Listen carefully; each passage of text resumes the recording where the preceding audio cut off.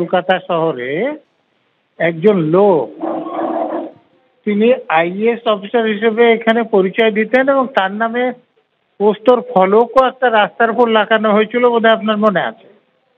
তো এটা যেভাবে চলছিল, এখানে আইএএস অফিসার হিসেবে তিনি পরিচয় দিয়ে যেরকম করে কাজ করছিলেন নেতাদের সঙ্গে সম্পর্ক রেখে, ওখানেও তিনি কোনো একটা দেশের দূতাবাসের লোক বলে চিটিংবাজি করছিলেন। তো এর বিরুদ্ধে যেরকম ব্যবস্থা নিয়েছে, ওদের বিরুদ্ধে এরকম ব্যবস্থা নেওয়া উচিত। কুণাল ঘোষ তিনি বলছেন এরা বাংলা নিয়ে কথা বলে, এদের রাজ্যেই তো নকল দূতাবাস। পাল্টা রাহুল সিনহা তিনি বলছেন উত্তরপ্রদেশ পুলিশ তো তৎপর হয়ে ধরেছে। শুনুন। দিল্লির উপকণ্ঠে গাজিয়াবাদ, উত্তরপ্রদেশ, নজিরবিহীন একটা ভুয়ো কূটনৈতিক লোক ধরা পড়ছে, যে একটা ভুয়ো দূতাবাস চালায়। তার কাছে গোটা 20-30 দেশের নথি বেরোচ্ছে। কোথায় হচ্ছে? উত্তরপ্রদেশে হচ্ছে। আর হয়রানি কাদের হচ্ছে? উত্তরপ্রদেশে, যেখানে আপনাদের যে ধরা পড়েছে, গুজরাটে ধরা পড়ছে, দিল্লিতে ধরা পড়ছে। নকল দূতাবাস, এবং সেটা এসটিএফ ধরেছে। সমস্ত জিনিস এখন বেরিয়ে আসছে।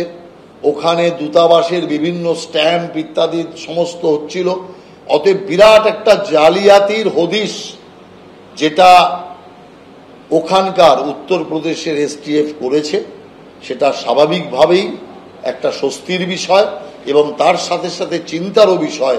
আরো কোথায় এই জাতীয় জালিয়াতি হচ্ছে, তার জন্য আরো সতর্ক এবং সতেজ আমাদেরকে থাকতে হবে। हर्षवर्धन की गिरफ्तारी में उसके पास से 4 गाड़ियां मिली है, जिसपे डिप्लोमेटिक तरीके के नंबर डाली हुई नंबर प्लेट्स लगी हुई है। इसके अलावा इसके पास से 12 अलग अलग पासपोर्ट्स मिले हैं, जो कि अवैध है। और कुछ विदेश मंत्रालय की कूटरचित मोहरें भी इससे मिली है। 2 कूटरचित पैन कार्ड इससे प्राप्त हुए हैं। विभिन्न देशों और कंपनियों की 34 मोहर स्टैम्प्स इससे मिले हैं, और 2 कूटरचित प्रेस कार्ड्स इससे मिले हैं।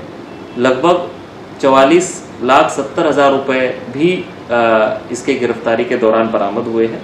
कई देशों की विदेशी मुद्रा भी मिली है, जिसमें कोई कंपनियों के दस्तावेज भी है। और 4 गाड़ियों के अलावा और उन पे लगी हुई नंबर प्लेट्स के अलावा और 18 नंबर प्लेट्स भी इसकी गिरफ्तारी के दौरान बरामद हुई है।